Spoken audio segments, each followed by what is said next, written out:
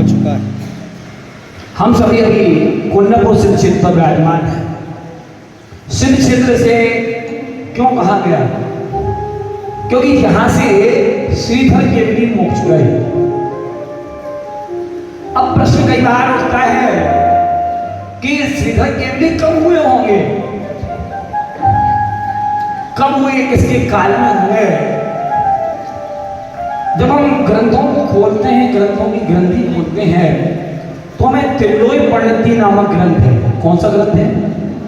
त्रिलोय प्रणति का नाम तो सुना होगा, देखा हो ना देखा हो कोई बात नहीं।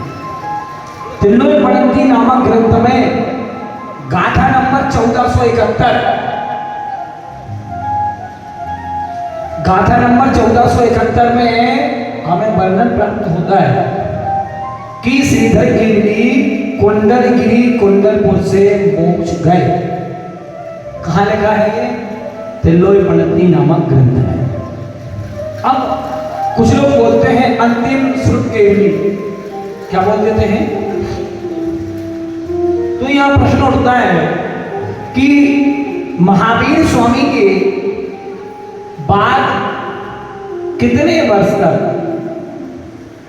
जो अनुबद्ध केवली और अननुबद्ध केवली, अनुबद्ध और अननुबद्ध, अनुबद्ध अर्थात एक का मोक्ष, दूसरे को, फिर तीसरा, उसे अनुबद्ध केवली कहते हैं।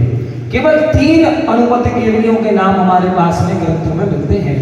गौतम स्वामी, महावीर मोक्ष गए, यहां केवल ध्यान हुआ गौतम स्वामी, सुधर्मा और जम्बू स्वामी।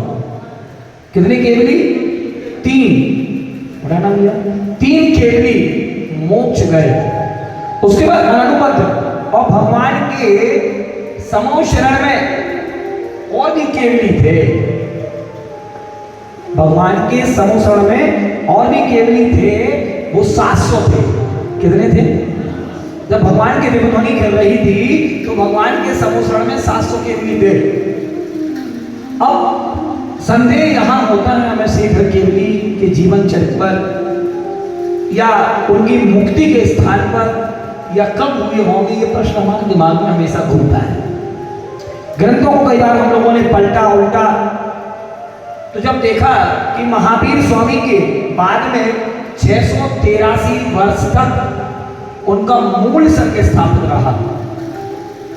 कितने वर्ष तक? 683 वर्ष। अंतिम केवली या यूं कहूं अनुबद्ध केवली में जम्बू स्वामी, जम्बू स्वामी के बाद विष्णु नंदी, नंदी मित्र, अपराजित, गोवर्धन, और गोवर्धन के बाद में परंपरा चल गई भद्रबाहु, और उसके बाद में आपके ये पुष्पदत्त और भूतबली।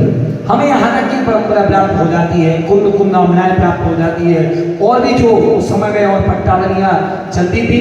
जब आप जैन सिद्धांत कोश खोलेंगे, कौन सा ग्रंथ?